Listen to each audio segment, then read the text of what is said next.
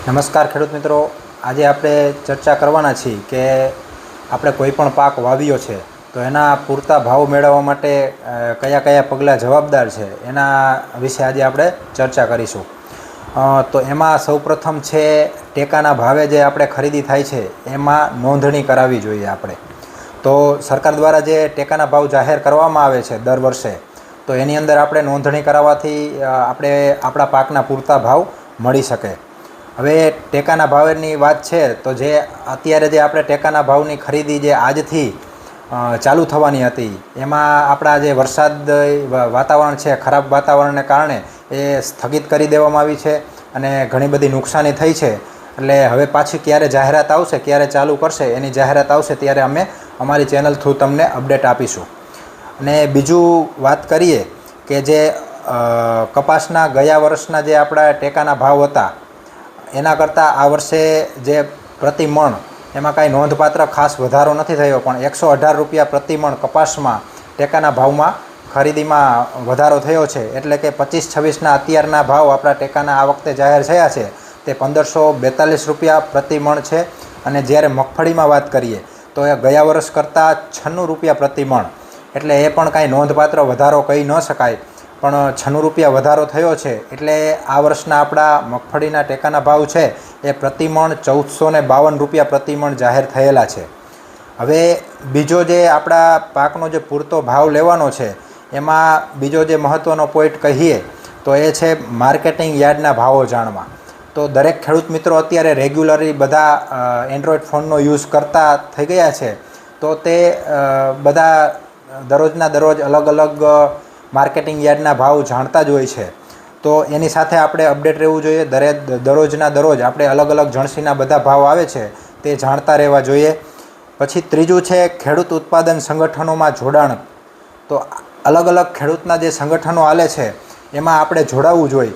અને એનાથી શું ફાયદો થશે, તો જે સંગઠન થશે, એક જૂથ બનશે આપણું ખેડૂતોનું, તો તમે તમારો કોઈ પણ પાક છે એની જે સોદો કરશો, એનું વેચાણ કરશો, તો જે જૂથની અંદર જે વેચાણ થશે એનાથી તમને ઘણો બધો ફાયદો થશે.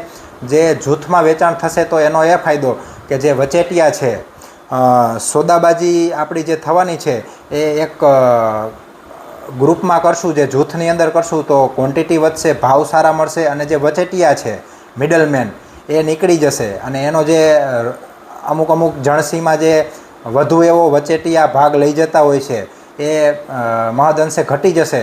અને એનો આપણે ચોક્કસપણે ખેડૂતોને આપણા પાકના જે ભાવ મળવાના છે એમાં ફાયદો થશે. બીજું વાત કરીએ તો જે આપણે સીધું વેચાણ એટલે કે ડાયરેક્ટ સેલિંગ.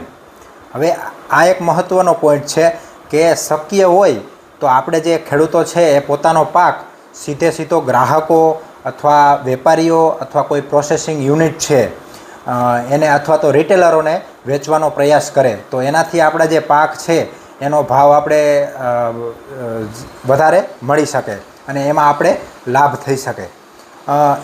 બીજું છે મૂલ્યવર્ધન એટલે વેલ્યુ એડિશન. તો પાકને સીધો વેચીએ આપણે, જે માર્કેટિંગ યાર્ડમાં વેચીએ છીએ અથવા તો કોઈ પણ જગ્યાએ આપણે એનું ટેકાના ભાવે પણ વેચશું, તો એના કરતાં આપણે વેલ્યુ એડિશન, તો એની ઉપર પ્રોસેસિંગ કરી, જેમ કે ઘઉં છે તો ઘઉંમાંથી આપણે લોટ બનાવી, લોટના પેકિંગ કરી, અથવા તો મગફળી છે તો મગફળીને વેચીએ નહીં અને એનું તેલ કઢાવીને તેલનું સેલિંગ કરીએ. તો અને બીજું જો કોઈ પણ તમારા બાગાયતી પાક હોય તો ફળ વાવ્યા હોય તમે, તો એના જામ બનતા હોય, ચટણી બનતી હોય, એના પેકિંગ કરીને આવા પ્રોસેસિંગ કરીને તો તમને હજુ પણ વધારે એનો ફાયદો જણાશે.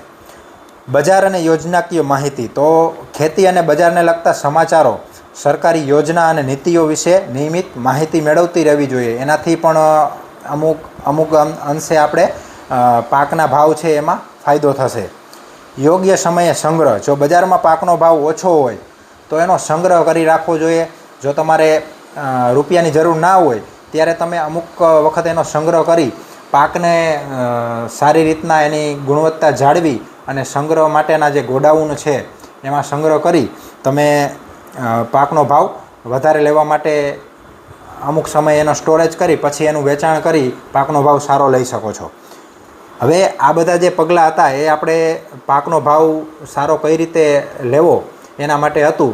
તો આમ તો બધા ખેડૂતો જાણકાર જ હોય છે, પણ અમુક ખેડૂતોને જો ન માહિતી હોય તો અમે એ પ્રયાસ કર્યો છે કે અમુક માહિતી સાથે માહિતી મેળવી આ રીતનું કામ કરે તો આપણા ચોક્કસપણે આપણા જે પાક છે એનો પૂરતો ભાવ લઈ શકીએ.